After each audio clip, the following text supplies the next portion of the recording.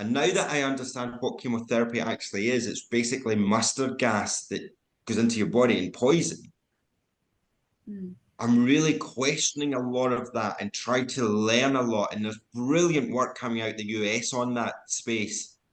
However, one key area which I think is hugely missing is effective personalized support for people going through cancer. Mm. Not just for the patient, but also for the carer.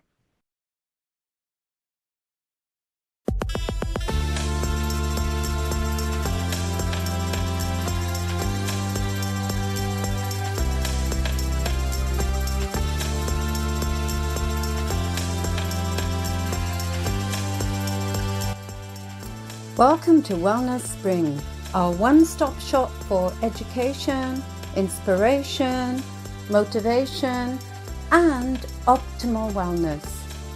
Learn from top experts and exceptional people. Welcome to Wellness Spring. I'm your host, Beverly Holt, with 4 decades of experience in all aspects of wellness. My esteemed guest today is Martin Gillespie, who went from corporate global executive to a global leader in metabolic health and well-being.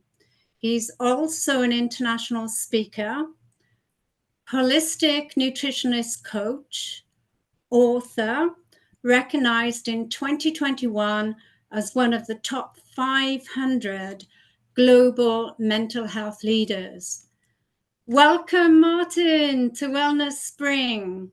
Thanks, Beverly. And it's such a beautiful tone. Here I am in Glasgow to hear such a gorgeous Welsh accent from the other side of the world.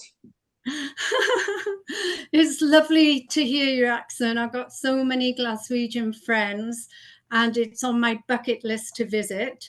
And yeah, I just thought I'd stick the picture up of Sydney because I know you've been living in Sydney in the past. And before we delve into too much, would you mind giving the audience a little intro to your life, you know, where you were born and your education and your parents, etc., so they can get a feel of you, so they know what an incredible journey you've been on and what an incredible soul you are.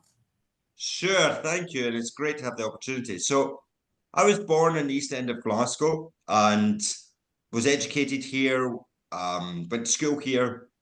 And then I decided that back in the 80s, and this shows a bit of age, back in the 80s, I was intrigued by the oil rigs in the North Sea, in the North Scotland. So I decided to do a degree in hotel catering because I was so interested in what do you feed people when they're in the middle of the North Sea. You can't have alcohol, smoking is prohibited, and food is such a central point of day-to-day activity and productivity of human beings. If you don't feed properly, you don't produce properly. However, my pathway went a different way. So I did my first degree in Aberdeen, which I have to say is one of the coldest places on the planet, but one of the best places to study. It's beautiful. Then I decided to do a master's degree in international marketing back in Glasgow in sort of mid-90s. That was phenomenal. And I got into that bandwidth, you know, when you finish university, and I'm sure I'm not the only person that feels this way, that you come out of university, and even like when you come out of school, and you're a little bit unsure of what you've got and how to position yourself. I ended up getting a job, believe it or not, working for a drinks company, an alcoholic beverage company, a beer company, promoting beer to Scottish people. So what a job in your mid-20s, you're in that euphoric aspect of life. You're going to bars and nightclubs and you're promoting beer. Dream job. However, it does get quite tiresome after a while. And I went to a recruitment company, believe it or not, in the sort of late 90s and said, this is what I'm looking for. And then 6 weeks later, I started working for them, working in financial recruitment. And I stayed there for several years, and they were a global company and they had offices in Australia. So I was in my late 20s at the time, and I had siblings who were getting married, I had mates that were getting married, and you know that treadmill, that societal treadmill. Or when are you going to get married? Well, you've got to get a partner before you get married. You can't really marry yourself, type of thing. And I decided to bite the bullet and come to Australia. And my original plan, this was back in 99, 2000, my original plan was to come out for 2 to 3 years to see what it feels like, to see what it's like. And I didn't know anybody. I had a job, but I didn't know anyone. And I arrived in Sydney in the July, just before the Olympic Games. And I don't know if you recall, you were there, and it was just brilliant. And it was Yeah. I was going to say it was a party time. There was high energy, there was parties in the streets, there was this cosmopolitan of internationalism. And I soaked up every part of it. But one of the things that was a staple for me was, although I had a job, was actually I found it a little bit difficult to make friends, believe it or not, because so culturally different from the UK, but also so similar. And I didn't want to fall into the trap, Beverly, of being an ex-pom, as they would say in Australia, and fall into that what is it, sort of pommy way of life, if that makes sense. So I'm a runner, and I got involved in a running group, and from the geography point of view, it was in the North Shore of Sydney, and it was such a great way of meeting people. First thing in the morning, you're exposed. You've got no makeup on, and this was only the boys, obviously. No makeup on, no nail polish on, and you meet people from who they are authentically, and that opened new doors for me. I got very heavily involved in running, and I started doing marathons and long distance running. And believe it or not, that's how I met a partner at the time. And in 2006, got married, had a couple of kids, and then 2012, certain things kind of happened. And just to sort of give your listeners a bit of a sort of summary, 2012 was one hell of a year. You know, you start the year off, and I don't know if we'll all remember the sort of 2012 from a technology point of view. You either had the BlackBerry, you were kind of really cool if you had an iPhone because it was iPhone number 2 or something. Android was just sort of this alien word. And I had my goals for that year. I was turning 42 that year, and I wanted to run another marathon. 42 kilometers, 42 age. Makes perfect sense to me. However, in the April of that year, back in Scotland, my young sister at the age of 37 lost her battle with breast cancer. Oh. And then 6 weeks later, back in Glasgow, my father was on a 6 foot wall around his house, chopping overhanging branches. And he slipped off the wall, and he had a pair of garden secateurs in his top pocket. And as he fell, the blade of the secateurs pierced him in the heart, and he bled to death. Oh my goodness. Then 6 months later, in the September of that year, my relationship broke down. And then in the November of 2012, I was diagnosed with stage 4 cancer. Wow, what a journey. My goodness. You know, just to have your sister die alone without the rest of the huge traumatic events, you know. So to put it to sort of adopt a kind of Aussie aspect, I kind of made love to Dan Murphy's quite a lot when I got the diagnosis. And to be honest, it's one thing, it's very indicative of men in particular masking a lot of emotions that would tap into alcohol as our safety net. And it's not just men, but men seem to do it more than women, are a bit more exploited that way. And when I Well, I got think diagnosed with with cancer, I thought I was going to die. Right. I think with women, we tend to blab a lot. You know, we got our girlfriends and we talk blah, blah, blah, blah, blah, non-stop, and we verbally vomit everything. With men, it's like the book from John Gray, men are from Mars, women are from Venus, and men hibernate into their cave. But I yeah, totally, and it was funny actually because I now have two teenage daughters, and one of the things that someone said to me many, many years ago, one of the fundamental differences between men and women in a simplistic form is when women go through their menstrual changes in the sort of early teenage years, they become in tune with a lot of their emotions and their bodily emotions. Men don't have that regulatory guideline at a young age. And it's not until late 30s, early 40s, we start tapping into repressive thoughts and emotions. hmm. So for me, that was a pathway. It was almost, if you take it in a sort of soccer analogy, it was almost like getting a yellow card. And at the time, I didn't see that I was on the corporate bandwagon, sales director in major multinational organizations, high pressure, high stress, but also high rewards financially and exciting times. But there was an imbalance happening in my life. And you don't see that until people point that out to you.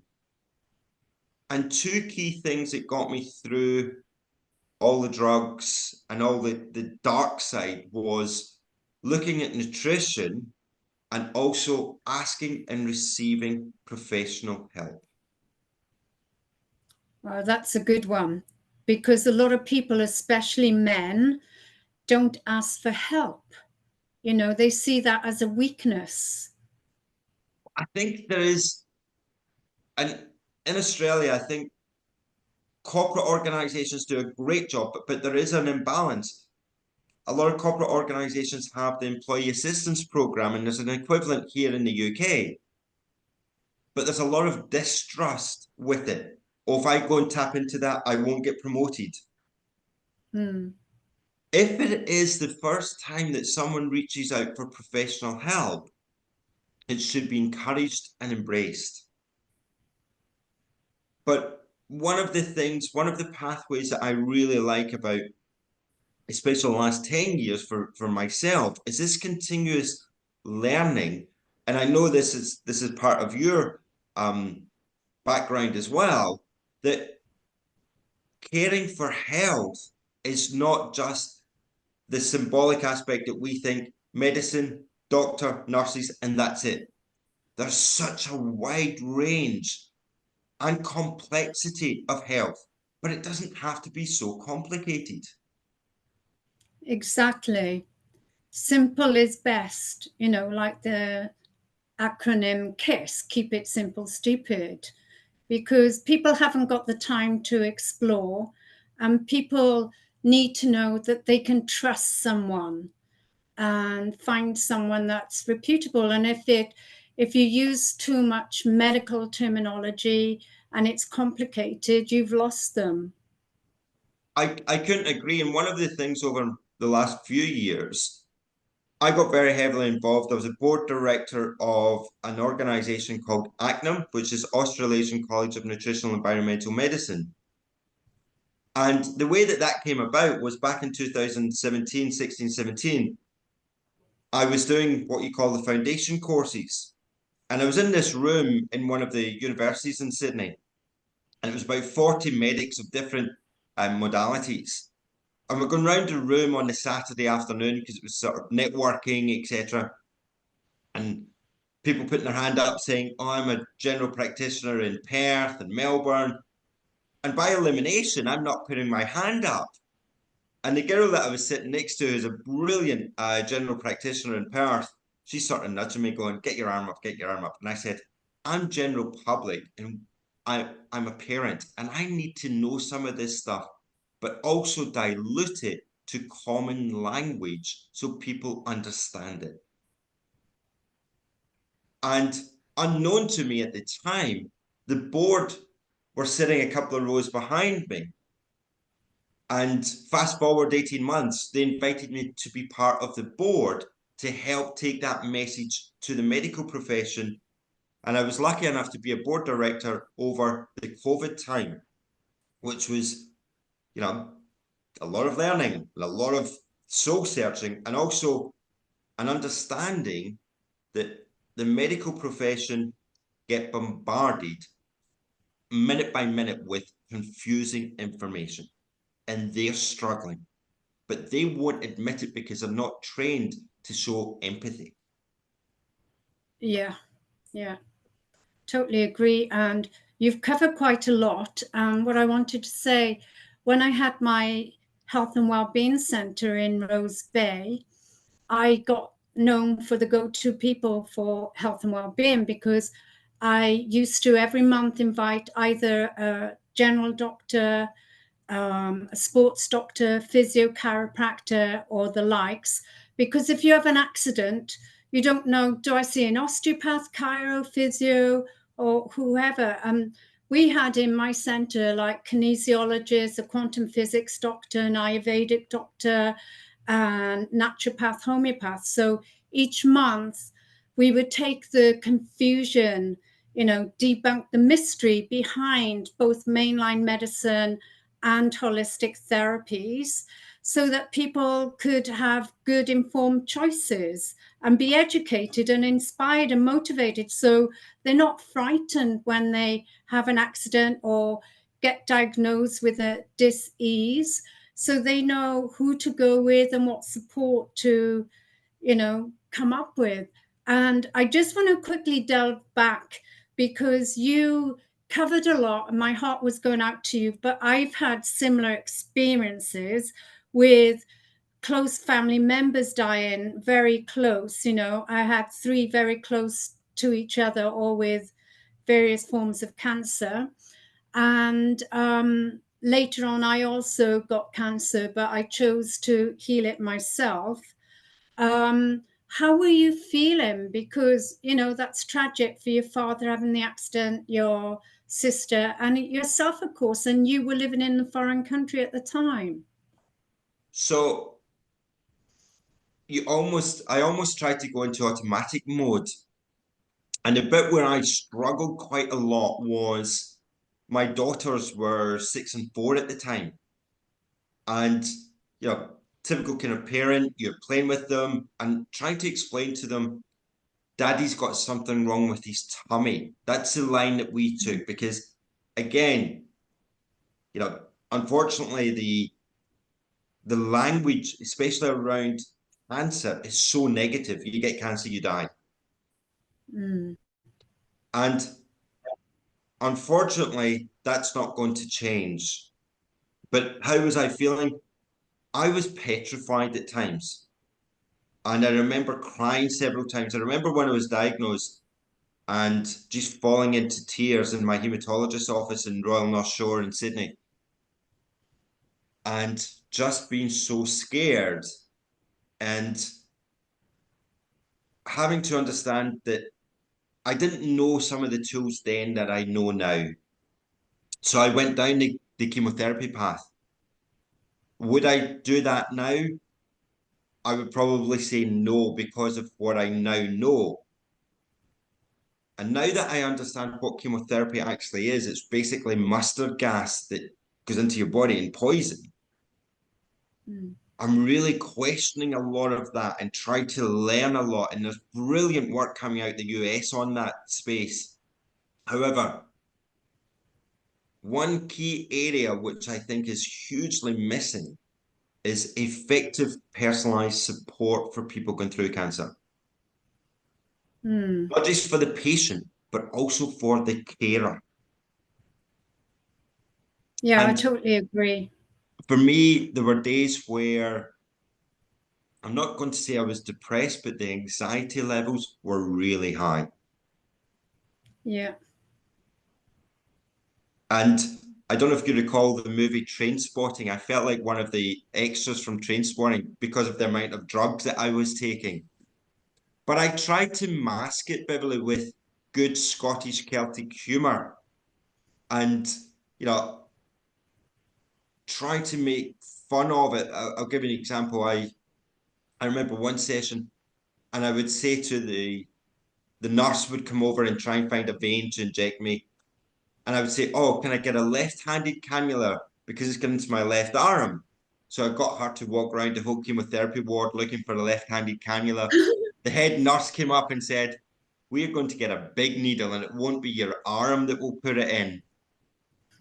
And just trying to bring laughter, because I think I would say one of the things that's also missing in day-to-day life at the moment is good laughter, good natural laughter.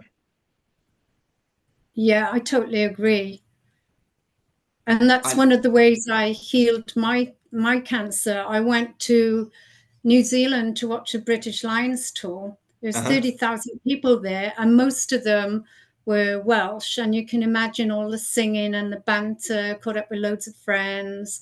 And we laughed and laughed and laughed. And I did a combination with aromatherapy, Reiki every day from my cousin who was there, and wearing different crystals around my neck and my jeans pocket for the thyroid and the ovarian cysts, because I had one on my thyroid and one each on the ovaries. And I think mostly because when I got diagnosed, I was so manic. I'd lost loads of weight. And I was just relieved because I'd seen loads of doctors, loads of holistic therapists. Nobody could give me an answer. And then when I had a full body scan and it was diagnosed, it was like, oh, right, yeah, oh, great. And they wanted to rush me in because all my blood gases and everything was out of whack. And I was like, no, I'm booked to go to New Zealand next week. So something deep down inside me, and because they were all giving my partner their mobile numbers trying to get me not to go, I called my cousin and she said, no, Beverly, now is the time for you to walk your walk and talk your talk. So I was like, okay, yes, so that's why I think. And then when I came back, they said it was spontaneous remission. But going every 3 months for your checks up, my heart used to be like this closer to the day. I'd be so stressed. And then one day my Reiki master said to me, it was after my third visit, what's wrong with you? And I said, oh, I've just been for my third checkup, but I'm okay. She said, you don't need to go. You're in perfect alignment. If you look for something, the doctors are going to find something. So she said, put the story aside and just stand in your truth. And that's what I've done. That was 16 years ago. I think I totally hear you. Going every 3 months to get, I was going to say touched up, to get checked. I actually looked at it as a blessing and tried to encourage people to get a good physical checkup. But the challenge is trying to find a good medical practitioner can be quite difficult. Yeah. For example, they'll say, oh, your HDL is really high, we'll put you on a statin. And you put that fear back into someone, and the damage that statins do to your body is really terrible. In Australia, for example, in 2021, I don't know if you're aware that of a population of 25 million people, there were 19 million prescriptions written for cardiovascular statins Wow, I in one wasn't year, aware. of which 1 million, and this is where I don't know how you feel about this, but I have a belief system that I do think that medication with efficacy for a short period of time can be beneficial. Yeah, I believe every case is different. And exactly as you said, if it's not like automatically given without someone trying to look into your symptoms and finding the root cause and treating the root cause, then it's fine. I've got nothing against it then. But I interviewed a top psychiatrist from London a couple of days ago, And he was saying it's not the psychiatrist's fault, for example, but they don't have any tests. And, you know, for depression, it's anti-depression or anti-COVID, anti-everything. And that's what they've been brainwashed into doing. And it's just down to their training. And I've got friends who are medical reps, and over the years, you know, you'd get more money for prescribing medications. And it's crazy. And in France, they definitely dish out the pills. I was horrified when a friend's child went for a cold and she came back with this huge bag of medications. It's so when I speak to people either on a one-on-one basis or on a general sort of group basis, I ask the question, when does your medic talk about a deprescription protocol? And you get this blank face. So, you know, if someone's gone for a heart bypass, then you know what? There might be medication that's needed to help heal that, and medication that will help the inflammation for a 3 to 6 month period. But get off them as soon as you can with the right supports. It's critical. But do doctors and medical professions really care? And I would say 80% of them don't. There's 20% of them that do go down that pathway of actually caring about their patients.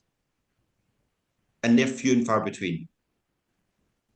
Yeah, I totally agree with you. Like, I'm in Melbourne at the moment, and my sister-in-law was critically ill with pancreatic cancer, all within a year, my mother-in-law with bowel cancer. And when she had major surgery, we brought her home, my mother-in-law, and there was no follow-up care. They said it's a private hospital. They didn't have any nurses available to come and do her dressings and so forth. And but luckily we didn't have any follow-up appointments, but luckily she had a great GP. The GP is amazing. And as a registered nurse, and you know, have many doctors as friends, I can highly can't sing the praises enough for this doctor, because he's so thorough. But as you said, they're so few and far between. It's quite interesting when you look at the traditional professions, the legal profession and medical profession. They're very similar in their behaviors, whereby type A personalities in general, and they work really hard. Give them some credit where credit's due, but they also earn a lot of money, and they're metabolically, 80 to 90% of them are metabolically unhealthy. In the legal profession, you've got that rumble of the Bailey type aspect, the big jolly lawyer. How many medics are actually fit? So you've got to lead by example. Exactly. They work such long hours. And as you know, through the pandemic, they were all working overtime. But I just can only speak recently from my mother-in-law in hospital. She was seeing 3 specialists, like the cardiologist, the endocrinologist, the oncologist. They were all by her bed about 6, and they're working till, 9, 10 at night. So we're talking about stress and anxiety, and I think personally, because all the people that I see, they're all suffering with stress on some sort of level. And I think that is a big killer, for the want of better words, to most people, because it's destroying their health. I think stress. So let me ask you, is it stress or is it a lack of self-love? That's a good question. And I would personally say a lack of self-love, because I am a self-love coach, and everything starts with self-love. It's like the oxygen mask on an airplane. If you don't look after yourself first, you're not going to be able to help the loved ones around you. So, and that's what the world is lacking as well, is love. If we if you want anything to happen, you have to start with yourself first. And I think the way with all the wars and different things happening in the world at the moment, if everybody could tune within, take time out, spend, even if it's 5 minutes a day, just meditating or focusing on their breath and loving themselves and say, I love you, I love you, I love you, you know, the world would be a much better place to live in. One of the things that I advocate when I'm doing one-on-one work, particularly, is we also don't recognize giving ourselves a pat on the back. Yeah. We're always too busy. What have I got to do? What have I got to do? And we never sort of take a moment to sort of go, and I, being Scottish and being Welsh, we obviously roll the R letter a lot. Giving yourself a pat in the back and saying, I am brilliant, and you can roll it and your whole body vibrates. But what joy that brings to Brilliant. you. And it's a That's 2 minute thing. And you mentioned there about self-love. And one of my mates who's a Irish lad in Sydney, and I talk about meditation. And one of the things that I talk about is you've got four main chambers in your heart, but you can easily take your hand, instead of the two upper and two lower chambers, change them to the chambers of love, light, laughter, and connection. And you can put your hand on your own heart every day, but connect with yourself. And being able to share these types of things that don't need technology, don't need the latest Wi-Fi or whatever, keeping it, you mentioned there about the KISS principle, keeping it really simple. Yeah, thank you. I love that analogy with the heart, and I might be borrowing that from you. That's okay. And you've mentioned twice about things you do with your clients. So what would be a typical session for you if someone came? I'm sure they're all bespoke, but just so the listeners can have an idea of what type of work you do. So a typical session really looks at a lot of the things that are happening in their life, predominantly around nutrition, because we're brainwashed to think in Australia it's the standard Australian diet, which is very sad. If you take the acronym SAD, it makes you ill. I talk about what's happening in their stressful life, what's happening in their home, especially around toxins in their home. Do they drive a car? How often do they get it cleaned? How many chemicals? And I start questioning them on things like what washing powders you use, because they're massive. What chemicals they use to wash themselves, because this is where guys are better than women, actually. Guys are really simple. We'll get a body wash, a hair shampoo, a deodorant, all in the one chemical container and go, oh, I'm all clean. And women will have hair dye, shampoo, body this, body that. But that multiple of chemicals, by 9 o'clock in the morning, we've injected our biggest organ with so much stress. Exactly. So I talk to them about that, and I try to learn about why they buy certain products and what perfumes they use and how that might impact their metabolic well-being. And when that register starts changing, they start questioning, going, wait a minute. And one of the things that I do say to them with caution is, look, it takes about 9 months to create a child. It's going to take you that length of time to get to base level, because there's going to be highs and lows. So be kind to yourself. If you fall off the wagon, that's okay. Get back on it. Exactly. And also individually, it's quite a challenge in some ways with belief systems. I'm a big advocate of intermittent fasting, for example, and getting people's mindset over to the benefits of things like a 24-hour fast is so beneficial for you. They're good at doing maybe 12 hours. They won't have something from 7 to 7. But then I start sharing with them what impact that has on their insulin levels, on their liver and kidneys. When they're putting crap food, for example, and every single day, you are the CEO of 30 trillion cells in your gut. How are you going to manage that? Yeah, that's good advice. I was going to ask you what's the importance of gut health, mental health, and mindset, because you've mentioned each of those. So, and when I'm working with corporate organizations, I use the language. What would your gut say to your brain and your brain say to your gut in a performance review? Oh, thanks for feeding me pizza and beers and cupcakes and sugar and all of this kind of stuff. And breaking down some of the beliefs that, oh, my vegetables are fantastic, but you've got a gluten problem. It's not gluten, it's glyphosate that's sprayed on the vegetables that's causing you inflammation in your gut. And one of the other things I look at is I'm trained in a protocol called the Bredesen Protocol, which is a protocol to prevent cognitive decline, Alzheimer's, and dementia. And changing that belief system, you don't wake up at the age of 60 with Alzheimer's. It happens in your 20s. You don't wake up at the age of 40 with cancer. It's happened 10 years prior.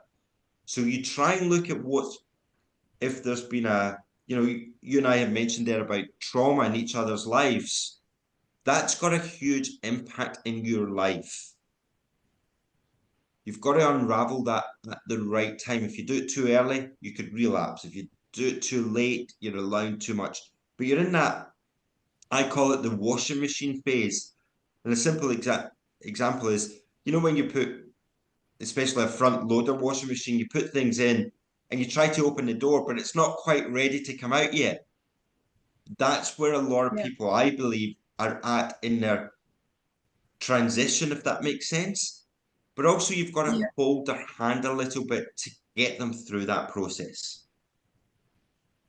Yeah, well, like you said, it's like being a baby again for the 9 months. It's about retraining, relearning. It's a new way of living. It's like a second chance of living and living the life that you deserve and desire.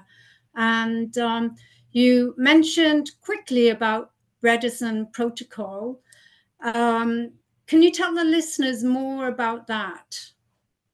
Sure. So the Bredesen Protocol has been around for about 20 years, and it's a kind of trailblazing protocol, predominantly in the US, around the tools that you can learn to prevent cognitive decline and Alzheimer's and dementia. Now, Alzheimer's has got so many different variations on it, but the commonality between Alzheimer's, dementia, type 2 diabetes, and cancer all come down to inflammation. And that's inflammation predominantly with your food, your environment, your relationships, your where you live. For example, mold is a massive aspect both in the UK and in Australia. The air that we breathe, and it gives the tools to personalize that into your care plan, if that makes sense. And you can take that and you can reflect that not only with yourself, but your loved ones. And that's part and parcel. Alzheimer's is the third biggest disease in the US.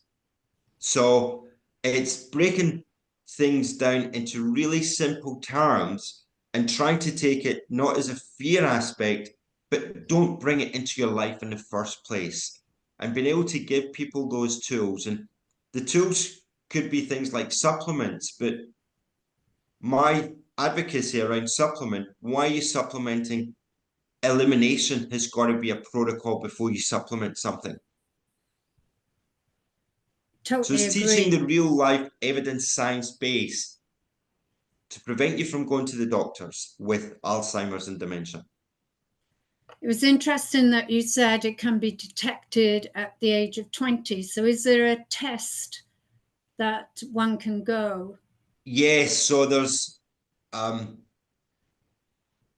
network of tests that we carry out in a protocol whereby we'll look at many, many different factors that are involved.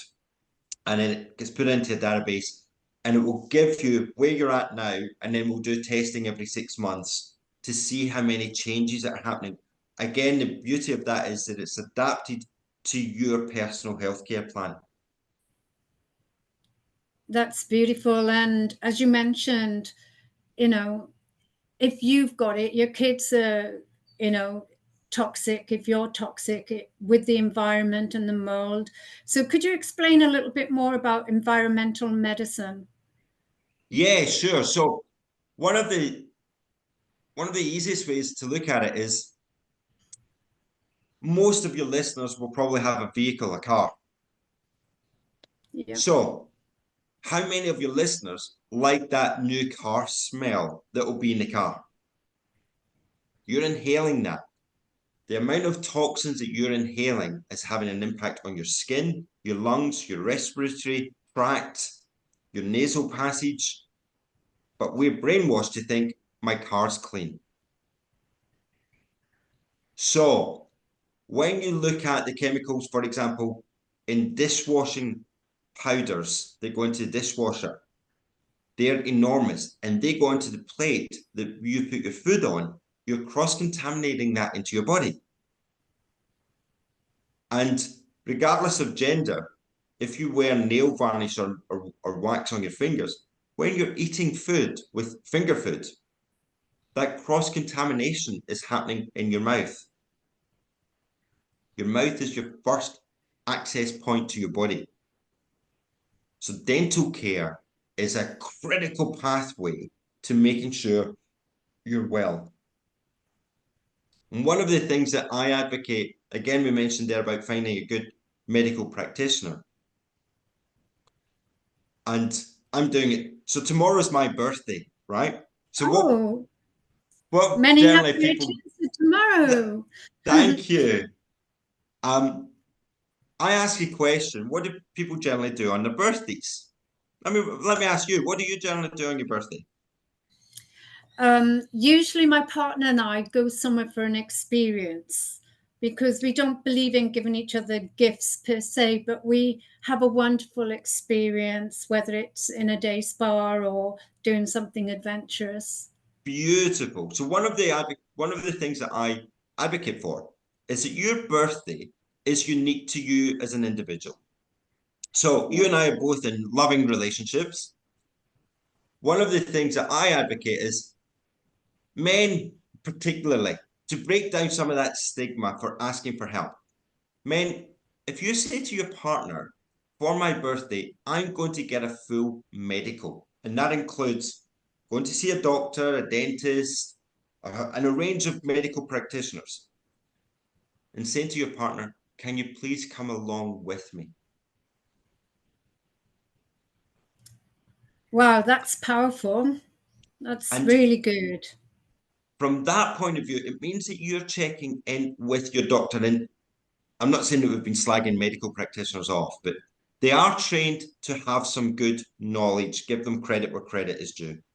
And they do have some great skills that you and I might not have, but it's a piece of the jigsaw puzzle. And they can help detect things earlier. So prevention is a great way forward. Absolutely. And, I work alongside lots of brilliant doctors, and they're necessary, like you're saying, for the baselines, and it gives you peace of mind and for prevention as well. And it's funny because I remember giving a talk actually at an RSL club in Sydney, and it was an older crowd, and I said to them, guys, if you want more loving from your partner, do this. And they're like, yes, yes, yes, yes, we'll do it, we'll do it. If you want more sex, take your partner to the doctor with you. So it was a bit of, again, we mentioned about humor and bringing real situations to make them normal makes people healthy. Yes. So, one of the key aspects is you're on this planet for, and the work that you do is brilliant. You're on this planet for a very short period of time. Bloody enjoy it. You know, and one of the other things that I try and advocate as well, and it's a brainwashing that we have from a childhood, is setting the alarm clock to wake up in the morning because that causes endocrine disruption in your body mindset. Stop setting the alarm clock.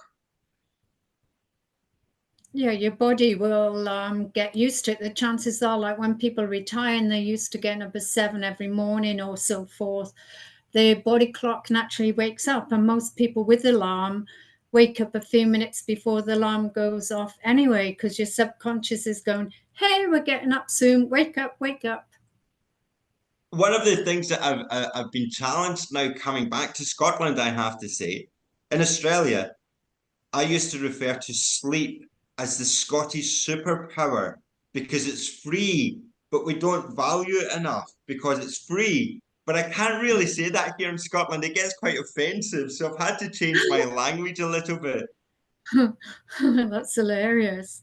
And because you talked about health a lot, can you explain the role of a health coach? Yeah, sure. So I would say that in simplistic terms, it's a little bit like seeing a child or when we're a child and we're in a playground and we see a seesaw and you automatically reach out to someone you might not know that well and you reach out and say, come play with me. Getting a health coach can be that friend that can give you the highs and lows and bring more equilibrium or balance to your life. That's a great way of looking at it. Thank you. And what are your views on the connection of real nutrition for real health? Because you mentioned about food, what people eat, and you've also mentioned about, people eat a lot of processed food when they're pushed for time, etc. So there are three key things that people need to eliminate, and that's ultra processed foods, high sugar, and a thing called seed oils, which is vegetable oils. So my call out to your listeners, start reading the labels on food products and products that you use on your body. Start becoming inquisitive and start researching what you're doing. And simple thing, the benefits of eggs, for example, Mother Nature, start eating more eggs. Be a good egg, eat several eggs a day, right? Um, One of the things that people might not realize that eggs, especially the egg yolk, contains a vitamin D element in it. And that helps your body because vitamin D is both a hormone and a vitamin. And people have this misconception that vitamin D is only from the sun, but you need that from good foods. So getting as close to nature as possible. And I'm going to be, there's a massive amount of benefit in a low carb, ketogenic style life and eating real foods for real healthy outcomes. Ah, very good. But as we both discussed earlier, especially when it comes to the land and environment, there's so much pollution, pesticides. And as I've been traveling in my camper van and we go to a lot of markets, but it's great to get lovely fresh foods. But I've just noticed even there, some of the quality of the vegetables, for example, they just don't last. Because my partner calls it maggot food, because when I buy all the fresh organic, if I don't eat it straight away, it's often gone off in a day. So how can people find out what is the best food and if it's pesticide free, for example, when you buy them in markets or grocery shops? Look, there's quite a few things that you can do. One of the key things, there's a couple of apps that are now available. Um, I guess a lot of it is adapting to what's right for your own environment is a key critical aspect. Not buying fruit and vegetables from the supermarket. I don't know if you're aware. So the supermarkets in Australia, for example, most of the fruit and vegetables are at least 12 months old. Yeah, I've heard that. They go all around the world, or they're sitting in refrigerators. So that, and if you have the capability, grow your own fruit, grow your own vegetables. I'm a big fan of, as I said, of a low carb. So I advocate a very meat-based lifestyle. And it's quite controversial, but believe it or not, a meat-based lifestyle can actually reverse things like type 2 diabetes because it's got the B12, for example, that the vegetables just don't have that in abundance.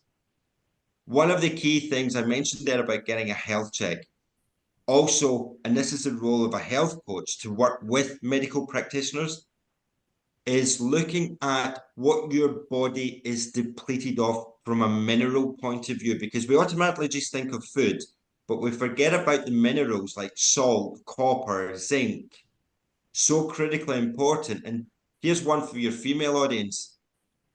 If you're a female and you've been on the contraceptive pill, there's a high chance that you've got copper imbalance in your gut. Wow. And then when women go through midlife and go through menopause, lazy medics will put them on HRT medication. So you've got, say, the pill when you're in your 20s and 30s, and then you're adding more copper onto your guts. Your microbiome is going to be out of balance. And that's where women in particular get a lot of visceral fat around their organs. Right.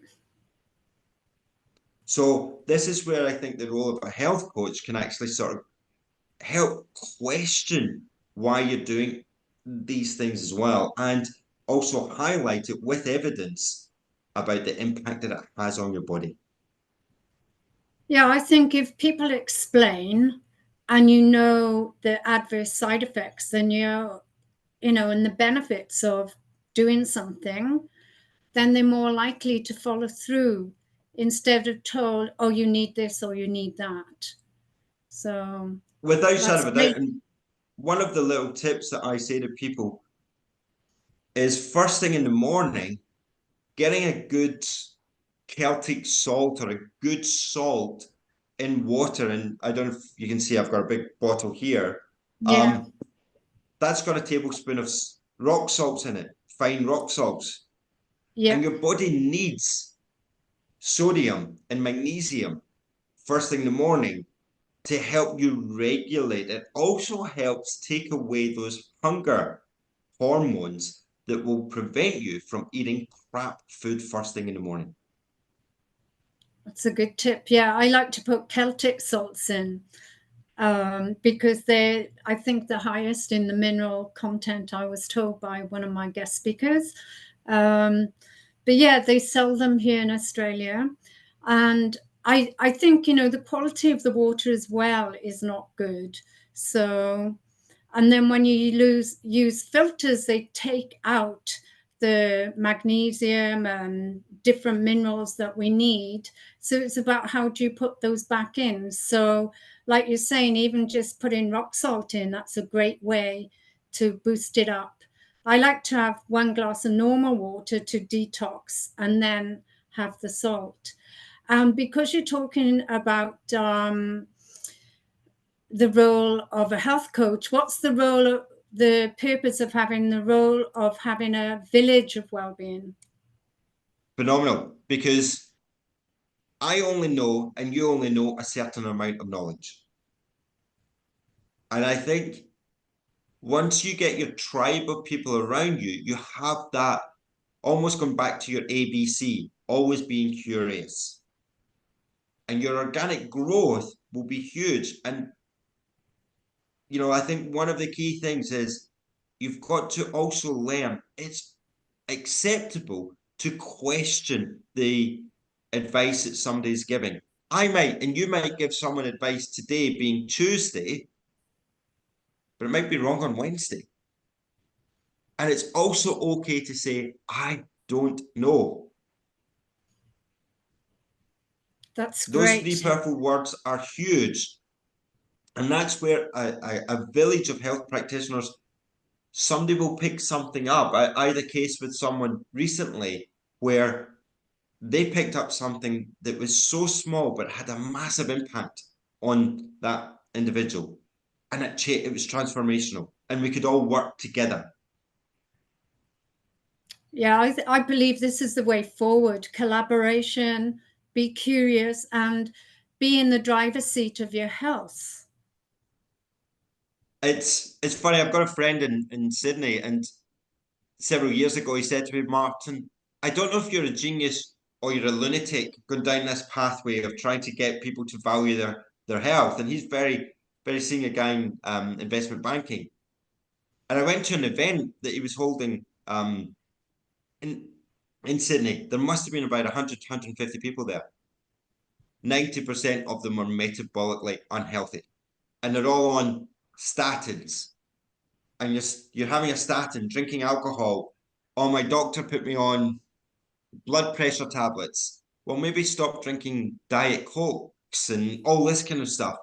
Oh no, I like the taste. And so I think one of the key things, and it's pretty hard sometimes, I know I found myself, there are people I cannot help because you have to take that responsibility yourself. Exactly.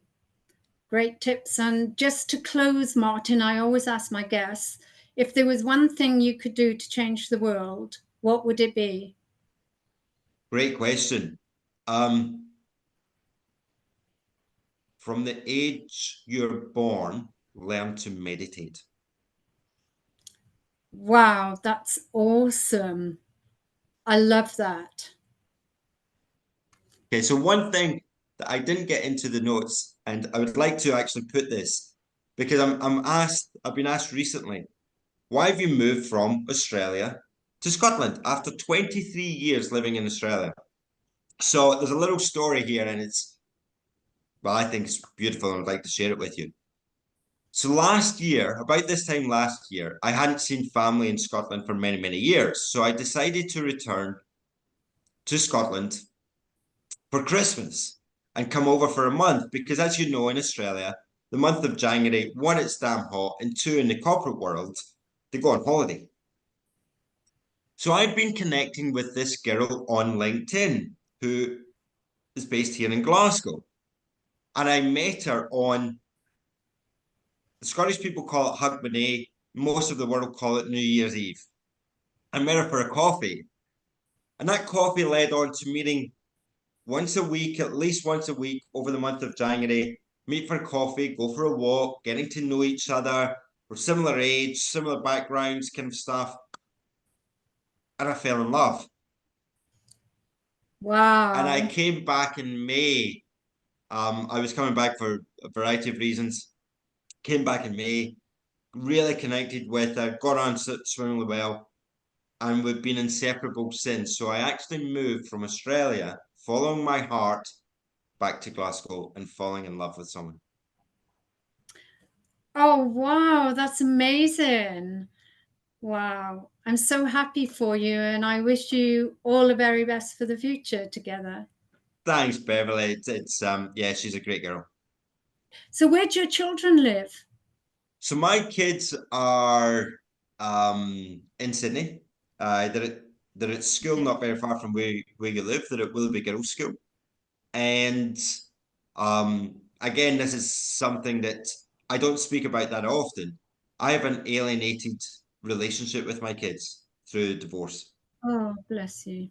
And one of the things that I struggled with a little bit recently, as I said, I met Michelle, and again, we started this conversation about selfish and being self-love. You've also got to look after yourself and what's the best interest. My kids are now 17 and 14. They're in a very safe environment at school. They're with my ex in that area. We will connect when the time is right to reconnect. and I still send them cards and letters, etc. But being teenage brain, it's acting at 1,000,000 miles an hour, etc. They're finding their own pathway in life. And as I said, I had to sit for a few weeks to work out what's right for Martin moving back to back from Australia. And it doesn't mean that I won't go back to Australia, but they're pretty tough decisions, and it's something I don't know if many people talk about it. Again, whether it be men or female, around parental alienation, and it's something I don't talk about that often. And thank you for giving me the audience to do so, because that has a massive impact on one's metabolic well-being. So yeah, they seem to be doing all right and enjoying. I think about to go in. I think school finishes on Friday for 9 weeks or something crazy that you guys have.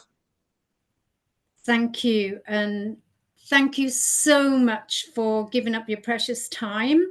And I'll put all your links so people can get hold of you with the show notes. And keep shining, keep smiling. And Thank you. Thank you.